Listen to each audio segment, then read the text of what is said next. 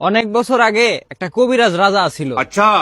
সেই রাজার একটা স্পেশাল পাওয়ার আছিল, সেটা হইতাছে সে যে কোনো পাখিরে বসে আনতে পারতো। টেকনোলজি। এখন রাজা একদিন রানী রেনে হয়ে রয়েছে, বুঝছেন? এখন রানী কোলের ভিতর থেকে ফাত কইরা কয়ে উঠছে, কয় রাজা আমার তো একটা অদ্ভুত শখ জাগছে। রাজা কয় কি শখ? কয় আমার এলো তুমি পাখির পালক দিয়া বিছনা বানাই দিবে, এই বিছনা আমি ঘুমাসুম। अरे এই কথা হয় না, রাজা তো ঠাস করে রানীর একটা চাপট মারছে। মায়ের হেরে কথা, এই কাম হয় নাকি কোনোদিন? এখন রানীও তো মনে করেন নাসর বান্দা, রানী কইতাছে কয় এই একটা কামে তো একটু ভালো মতো পারো, ঠিক আছে পাখি বস করা, আর কোনো কামই তো তুমি ঠিক মতো কইরা পারো না। समझ रहे हो समझ रहे हो आप? ঠিক আছে, এই কথা হই না তো রাজা মনে করেন রাগ রাগ হয়ে গেছে গা। রাগ হওয়ার পরে রাজা সব পাখিরে ডাক দিছে।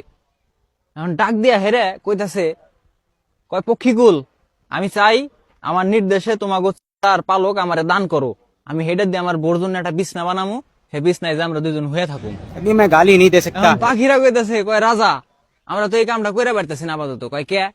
কয় আমাকে পক্ষীরাজ গেছে হলো একটা সুমারিতে, সে যখন আসবো তারপরে আমরা আপনার সাথে আবার দেখা করবো। ये क्या पक रहे हो मादर কয় তোমাকে পক্ষীরাজ তাড়াতাড়ি তলব লাগাও।